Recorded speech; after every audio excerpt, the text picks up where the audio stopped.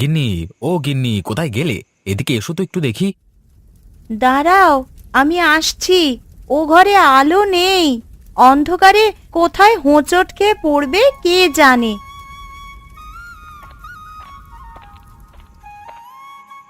ঘরে প্রদীপ দেওয়া হলো না কেন? কতবার বললাম সন্ধেবেলায় ঘর অন্ধকার রাখতে নাই, অলক্ষী বর করে। একবারও আমার কথা শুনলে না। কি করব বলো তো? ঘরে কি কেরোসিন আছে যে আলো দেব? বোতলের নিচে একটু ছিল, তাই দিয়ে রান্নাঘরে প্রদীপটা জ্বালালাম। এই রে, আমি আবার তেল নিয়ে আসতে ভুলে গেলাম।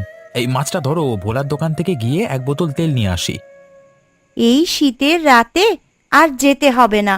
এই আলোতেই আমাদের রান্না খাওয়া হয়ে যাবে। আমি গামছা দিচ্ছি, হাত মুখ ধুয়ে এসো, তারপর উনুনের পাশে এসে বসো। তাই দাও গিন্নি, তাই দাও। বড্ড শীত পড়েছে গো আজকে। বোধহয় রাত্রে শৈত্যপ্রবাহ হবে। সেই নিয়েই তো ভয় গো। ঘরের দরজা জানলার যা হাল, এই হিম হাওয়া যে কিভাবে আটকাবে কে জানে। হ্যাঁ, সামনের মাসের বেতন পেলে আগে দরজা জানলা ঠিক করব। কই গামছাটা দিলে না যে? এই নাও গামছা, একটু দাঁড়াও, আমি কুয়ো থেকে জল তুলে দিই। তাও একটু গরম হবে এখন। এই শীতে আর পুকুরের জলে কাজ চলবে না। না না, তোমাকে আর আসতে হবে না, আমি নিজেই করে নিতে পারবো।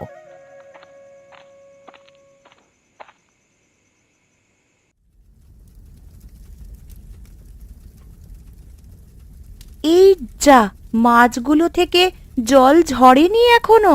কড়াইয়ে লেগে অর্ধেকই পুড়ে যাবে। আরে এত তাড়াহুড়ো করছো কেন গিন্নি? না হয় একটু রাত হলো ভাজতে। এখন তো কেবল সন্ধে, শেষে হাত পুড়ে ফেলবে যে। তুমি এত দূর পথ হেঁটে এসেছো, তোমায় কটা মাছ ভেজে দিই। উনুনের পাশে বসে খাও। রান্না তো কেবল শুরু, শেষ হতে অনেক দেরি হবে। সে আমি খাবো ক্ষণ। তা বাদল কোথায়? ওকে দেখছি না যে। ও ঘুমিয়ে পড়েছে। রান্নাটা হোক, ডেকে তুলে খাওয়াবো। তা তোমার হাতে চুড়িগুলো কোথায় গেল? হাতে চুড়ি না পরলে কেমন বেমানান দেখায় বলো তো। ওগুলো আজ ভেঙে গেছে। 4 বছর ধরে পড়ছি, আর কত চলবে বলো। না না, সত্যি বউ, এবছর তোমায় একজোড়া অন্তত গড়িয়ে দেব। বিয়ের পর তো কিছু দিতে পারিনি তোমায়। কি করে দেবে বলো? একের পর এক ঝড়ঝাপটা যাচ্ছে তোমার উপর দিয়ে। গত বছর বাবলুর অসুখের পিছনে কতগুলো টাকা গেল। সে নিয়ে আফসোস নেই, ছেলে আমার সুস্থ আছে, এই ঢের। ওগো, দরজায় কে যেন ঘা দেয়। কে এলো আবার? কই না তো, এত রাতে কে আসবে আমাদের বাড়িতে? বাড়িতে আছো? কি গো, বাড়িতে আছো কেউ? ওই তো কে যেন ডাকছে, গিয়ে দেখো না গো একটিবার। আমি যাচ্ছি, দেখি কে আবার এলো এই অবেলায়। বাতিটা নিয়ে যাও, পাছে পড়ে অনাসৃষ্টি কাণ্ড বাঁধাবে। আরে দাঁড়াও বাবা, দাঁড়াও, দরজা খুলছি, ভেঙে ফেলবে নাকি? কেমন আছো বাবা জীবন? সে কি, আপনি কে? আমি জয়ার আত্মীয়। ও কোথায়? জয়ার আত্মীয়? কই আপনাকে কখনো তো দেখিনি। আমি বাড়িতে থাকি না বৎস, তোমার স্ত্রীকে ডাকো, সে নিশ্চয়ই চিনতে পারবে। এই যে শুনছো, এদিকে এসো তো। যাই বাবা, কি হলো? কে এসেছে আবার? দেখে যাও, তোমার বাপের দেশের লোক এসেছে। বাপের দেশের লোক? কে উনি? আমাকে চিনতে পারছিস না জয়া? আমি তোর। না তো, আপনাকে চিনতে পারছি না। বাড়ি কোথায় আপনার? আমার বাড়ি হেমন্তপুর। ভালো করে দেখ তো খুঁকি, চিনতে পারিস কিনা আমাকে। হেমন্তপুর আমার মামার বাড়ি, কিন্তু আপনাকে তো চেনা পরিচিত কেউ মনে হচ্ছে না। তোমার এক মামা ছিল না, ছোটবেলায় হারিয়ে গিয়েছিল, উনি নয় তো? না না, ছোট মামা নৌকা ডুবি হয়ে মারা গিয়েছিল, সেই সংবাদও পেয়েছিলাম আমরা। আর ওনার গালে কাটা দাগ আছে, মামার সেটা ছিল না। ও, তবে চিনতে পারিসনি আমাকে? আপনি কিছু মনে করবেন না, আমার স্ত্রী আপনাকে চিনতে পারছে না। বেশ, তাহলে আমি যাই বরং। কিছু না মনে করলে এই মিষ্টিগুলো রেখে দাও, ছেলে মেয়ে থাকলে খেতে দিও, কেমন? না না, তার আর দরকার হবে না। আপনি এত টাকা খরচ করে এনেছেন, বরং ফেরত দিয়ে টাকাটা নিয়ে নিন। ওগো, মিষ্টিগুলো রেখে দাও না। বাদল মিষ্টি খেতে খুব পছন্দ করে। হ্যাঁ মা, মিষ্টিগুলো রেখে দাও। তাছাড়া এগুলো আমি অনেক দূর থেকে এনেছি, সেখানে গিয়ে ফেরত দেওয়া যাবে না। বেশ বেশ, আপনি যখন বলছেন রেখে দিচ্ছি। গিন্নি, তুমি মিষ্টিগুলো ঘরে নিয়ে যাও, আমি ওনাকে বিদায় করে আসছি।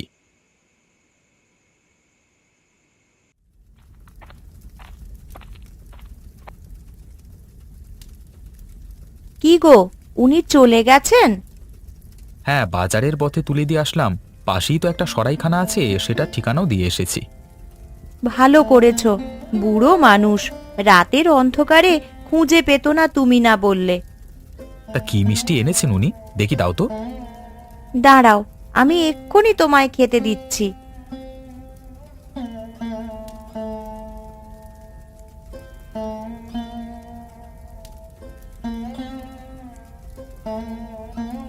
কি গো, ভালো হয়নি? অসাধারণ গিন্নি, অসাধারণ হয়েছে গো। উম, এমন মিষ্টি আমি আগে কখনো খাইনি, মুখে দিতেই মিলিয়ে যায়। সত্যি বলছো? তাহলে তো এই মিষ্টি এখানের নয়। তিনি নিশ্চয়ই বড় কোনো শহর থেকে কিনে এনেছেন। একটা খেয়েই দেখো না, কত স্বাদ। তাই তো, অনেক মজা খেতে।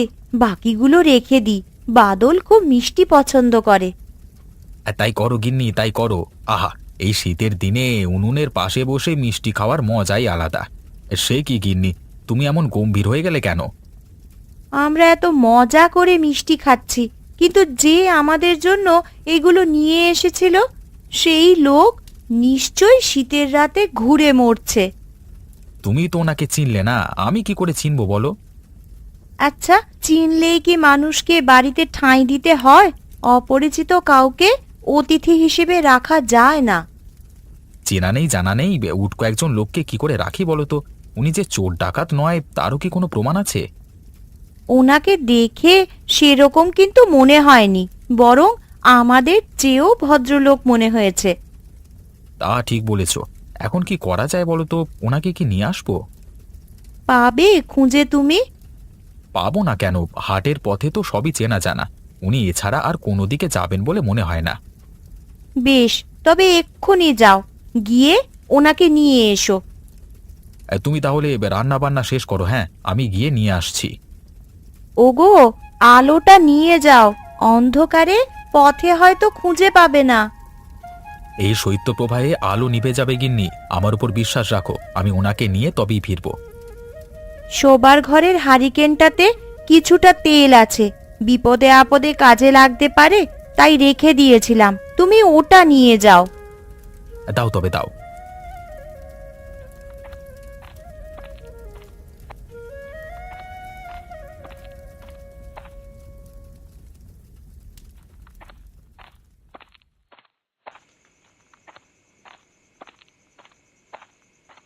লোকটা তো বলল এই পথ দিয়ে গেলে হাট পাওয়া যাবে, কিন্তু কোথায় হাট? এখানে তো কোনো লোকালই দেখা যাচ্ছে না। যাই, আর একটু এগিয়ে যায়, হয়তো সামনে পড়বে। মশাই, ও মশাই শুনছেন? পেছন থেকে কেউ ডাকছে মনে হয়। কে ডাকে আমায়? আরে আমি ডাকছি আপনাকে, দাঁড়ান একটু দয়া করে। ওই তো কেউ একজন এইদিকে আসছে। কে আপনি, কি চান আমার কাছে? আরে আমি, আমাকে এত তাড়াতাড়ি ভুলে গেলেন? ও আচ্ছা, তুমি। তা কি মনে করে পেছনে এলে? আপনি চলুন আমার সাথে, আমার স্ত্রী আপনাকে নিয়ে যেতে বলেছে। জয়া আমাকে চিনতে পেরেছে? হ্যাঁ, না চিনতে পারিনি। আপনি বৃদ্ধ মানুষ, এই শীতে অপরিচিত জায়গায় কোথায় যাবেন, তাই নিয়ে যেতে পাঠালো। ও আচ্ছা, এই কথা। আমার আর যেতে হবে না, সরাইখানায় আজকে রাতটা কাটিয়ে দেব। সে বললে আর হচ্ছে না, চলুন তো আমার সাথে, ব্যাগটা দিন আমার হাতে। আমি গেলে তোমাদের আবার অসুবিধা হবে না তো? কি যে বলেন মশাই, কোনো অসুবিধা হবে না। আপনি আসলে বরং আমরা খুশি হব। তাহলে চলো, যাওয়া যাক।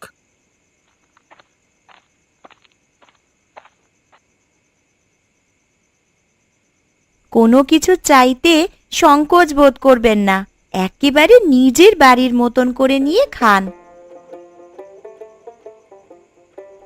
আহা মা, এ কি করছো, এ কি করছো? এটা বাদলের পাতে দাও। ও ছেলে মানুষ, মাছের মুড়ো তো ওরই প্রাপ্য। সে প্রতিদিনই খাচ্ছে, আপনি আমাদের অতিথি, তাই আপনি এবেলা খান। অনেকদিন পর কারোর বাড়িতে গিয়ে এমন আপ্যায়ন পেলাম, মনে হলো নিজের বাড়িতে বসে খাচ্ছি। আপনার নিজের বাড়ি কোথায়? সেখানে যান না। আমার বাড়ি হেমন্তপুর, সেখান থেকে এলাম কেবল। বুঝলে মা, দীর্ঘ 25 বছর পর বাড়িতে গিয়েছি, কেউ আমাকে চিনতে পারলো না। আমরাই বা চিনতে পারলাম কই? তা আপনি এর আগে কোথায় ছিলেন? আমার স্থায়ী কোনো ঠিকানা নেই, এক এক সময় এক এক জায়গায় থাকি, যাকে বলে দেশভ্রমণ। দেশ ভ্রমণ? তাহলে তো তোমার কাছে অনেক দেশের গল্প শোনা যাবে দাদু ভাই। হ্যাঁ দাদু ভাই, সে তোমাকে বলবো ক্ষণ। এই ধরো, এখানে আসবার আগে আমি কিছুদিন ছিলাম হিমালয়ে, তোমাকে সেখানকার গল্প বলবো। তার আগে ছিলাম মরুভূমিতে, সেখানকার কাহিনীও তোমাকে বলবো। কি মজা, কি মজা! দাদু ভাইয়ের কাছ থেকে অনেক গল্প শুনতে পারবো। সে শুনবে খন। এখন তাড়াতাড়ি ভাত শেষ করো বাদল, ঠান্ডা হয়ে যাচ্ছে সব। হ্যাঁ হ্যাঁ, এখন খেয়ে নাও সবাই। অতিথির সাথে কালকে কথা বলা যাবে। উনি আবার অনেক পথ পরিশ্রম করে এখানে এসেছেন, খেয়ে দিয়ে তার বিশ্রাম করা উচিত।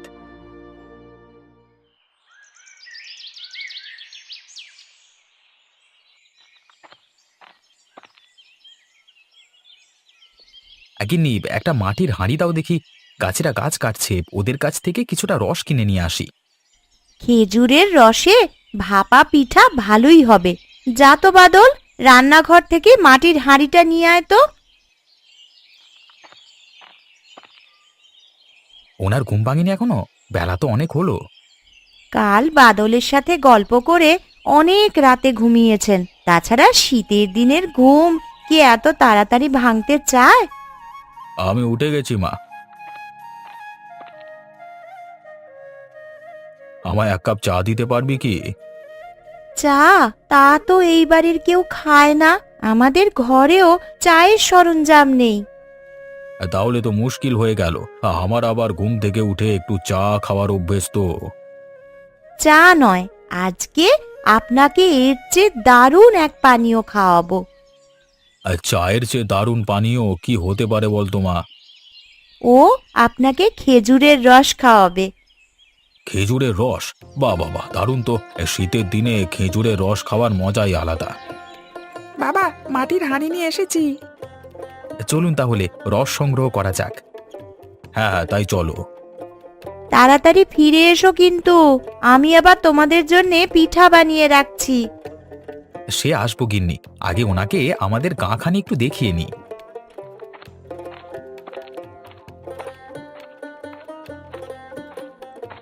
ওই যে দেখছেন তাল গাছ, ওখান অব্দি আমাদের গাঁয়ের সীমানা, আর পূর্ব দিক দিয়ে নদী পর্যন্ত গিয়েছে, এরপর ভিনগাঁও। তোমাদের গাঁখানি তো বড়ই সুন্দর, এমন সবুজ শ্যামল গ্রাম খুব কমই দেখেছি। আপনি তো পৃথিবীর অনেক দেশে ঘুরেছেন, সেখানকার গ্রামগুলো কি এমন? পৃথিবীর নানান দেশে নানান ধরনের গ্রাম, কোনো গ্রামের চেয়ে সুন্দর, কোনোটি বা এর চেয়ে অসুন্দর, কিন্তু মূল কথা কি জানো? নিজের দেশের গ্রামে সব থেকে শান্তি লাগে, এই শান্তি অন্য কোথাও গিয়ে পাই না। হ্যাঁ দাদু ভাই, আমার গ্রামে থাকতে বড্ড ভালো লাগে। দেখতে দেখতে আমরা খেজুর গাছিদের কাছে চলে এসেছি। ওই দেখুন, গাছিরা গাছ থেকে রস সংগ্রহ করছে। কি বাবু, কোথায় যাওয়া হচ্ছে? আর সাথে উনি কে? তোমাদের কাছে এলাম, উনি আমার শ্বশুর বাড়ির লোক। ও আচ্ছা, রস নিতে এসেছো বুঝি? হ্যাঁ গো, শীতের সকালে খেজুরের রস দিয়ে ভাপা পিঠা খাবো। মা বাড়িতে পিঠা বানাচ্ছে। বেশ বেশ, আমি তোমাদের রস দিচ্ছি। বাড়িতে গিয়ে সবাই মিলে খাও, কেমন? তার আগে ওনাকে এক পাত্র রস দাও তো, টাটকা খেজুর রস খাওয়ার স্বাদই আলাদা। না না প্রকাশ, না ফুটিয়ে খেজুরের রস খাওয়া ঠিক নয়। কেন কর্তা, না ফুটিয়ে খেলে কি হয়? আমরা তো রোজ এভাবেই খাচ্ছি, তাছাড়া ফোটালে রসের টাটকা স্বাদ থাকে না। একটু স্বাদের জন্য আমি জীবন খোয়াতে পারবো না বাবু। কাঁচা রস খেলে জীবন যায়, সে তো আমরা জানতাম না। সে কি, সে খবর এখনো তোমরা পাওনি? খেজুরের রসে নানান রোগ জীবাণু থাকে, না ফুটিয়ে খেলে সেসব জীবাণু শরীরের ক্ষতি করে, এমনকি মৃত্যু পর্যন্ত হতে পারে। আমি এতক্ষণে বুঝতে পেরেছি আপনি কিসের কথা বলছেন। রাতে খেজুরের রস খেতে অনেক পাখালি আসে, হ্যাঁ তাদের সাথে বাদুড়ও আসে। ওইসব পশু পাখি মুখ থেকেই এসব রোগ জীবাণু ছড়ায়, তাই না? তাহলে তো এভাবে খেজুরের রস খাওয়া ঠিক নয়। হ্যাঁ, এটা সবাইকে জানিয়ে দেবে প্রকাশ। আর তোমরাও গাছ কেটে এর উপর একটা জাল দিয়ে রাখবে, তাহলে ক্ষতিকারক কোনো প্রাণী এসে রস খেতে পারবে না। ঠিক বলেছেন বাবু, আমরা আজ থেকে তাই করব। তা কত টাকা হয়েছে তোমার? এর জন্য আর টাকা দিতে হবে না বাবু, আপনি অতিথি নিয়ে এসেছেন, টাকা দিয়ে আর আমাকে লজ্জা ফেলবেন না। বেশ, তবে একদিন আমার বাড়িতে এসো কেমন? খেজুরের রস দিয়ে শীতের পিঠা নিমন্ত্রণ রইল। হ্যাঁ যাবো বাবু যাবো, আপনি নেমন্তন্ন দিয়েছেন, অবশ্যই যাব।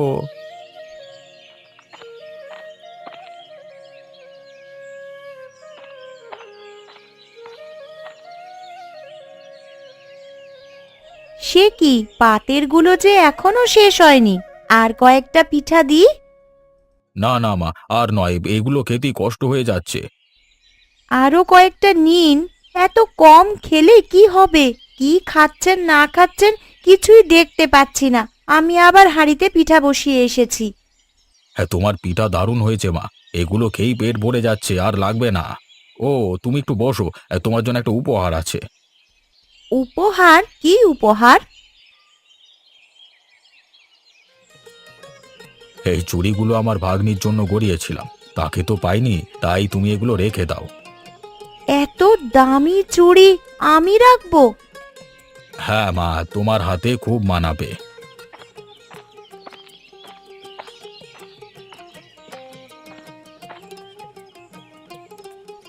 কই গো গিন্নি, একটা ঝুড়ি নিয়ে এসো তো। দেখো কত ছোট মাছ নিয়ে এসেছি। তুমি দাঁড়াও, আমি এক্ষুনি নিয়ে আসছি। বাবা বাবা, নদীর মাছ দেখছি। একদম নদীর জ্যান্ত মাছ, খান তো আপনি? খাই মানে, দেশে নদীর মাছ পাবো কোথায় যে খাবো? ইস, কতদিন ধরে যে অপেক্ষা করে আছি এরকম ছোট মাছের চচ্চড়ি খাওয়ার জন্য। হ্যাঁ, তবে আজকে তাই হবে। দুপুরবেলায় গিন্নিকে ছোট মাছের চচ্চড়ি রান্না করতে বলবো। দাও, মাছগুলো দিয়ে স্নান করে এসো, আমি পিঠা বেড়ে দিচ্ছি। হ্যাঁ, আমি নদী থেকে নিয়েই এসেছি, তুমি গামছাখানি দিয়ে যাও। আর এই মাছ নিয়ে দুপুরে চচ্চড়ি রান্না করবে। হ্যাঁ, উনি আবার এটা খেতে পছন্দ করেন। ঠিক আছে, সে আমি করবক্ষণ। আর ঘর থেকে একটা হাঁস জবাই করো, শীতের দিনে হাঁসের মাংস স্বাদই আলাদা। সে আমি করে রেখেছি, তোমায় আর বলতে হবে না।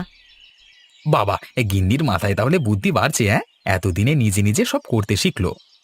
থাক, আর আমার প্রশংসা করতে হবে না। গা হাত মুছে তুমি এসো তো, পিঠা ঠান্ডা হয়ে যাচ্ছে যে।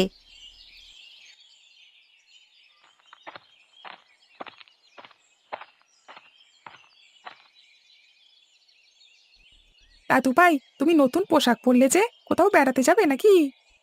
হ্যাঁ দাদু ভাই, আমাকে আবার বেরিয়ে পড়তে হবে। তুমি তোমার বাবা মাকে বলো তো একটু আসতে। দাঁড়াও, আমি এক্ষুনি আসতে বলছি।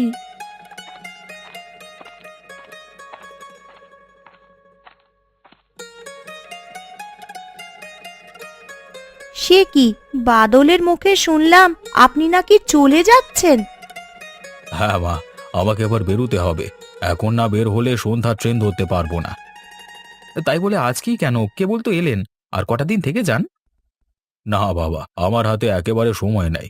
আজকে না গেলে আমার বড় ক্ষতি হয়ে যাবে। ঠিক আছে, তবে ওকে বলছি গরুর গাড়ি ডেকে দিতে, স্টেশন অবধি আপনাকে দিয়ে আসবে। তার আর দরকার হবে না মা, আমি পায়ে হেঁটেই যেতে পারবো। আরেকটি কথা, তোমাদের হাতে আমি একটা খাম রেখে যাচ্ছি, আমি চলে যাওয়ার পর সেটি খুলবে কেমন?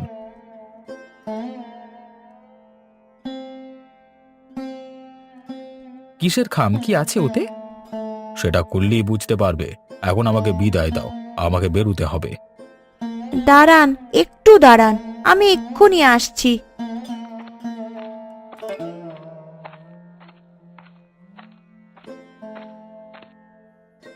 এটা নিয়ে যান, তাড়াহুড়ো করে তেমন কিছু আর দিতে পারিনি। কি আছে ওতে মা? সকালের বানানো কিছু পিঠা, পথে খিদে পেলে খেয়ে নেবেন। তোমাদের মতো এত আদর যত্ন কেউ আমাকে করেনি। বহু বছর পর মনে হলো নিজের ঘরে ফিরে এসেছি। চলে গেলে আপনার এক্ষুনি বেরিয়ে পড়া উচিত, না হলে ট্রেন ধরতে পারবেন না। হ্যাঁ হ্যাঁ, তাই গেলাম বাবা, তোমরা ভালো থেকো কেমন?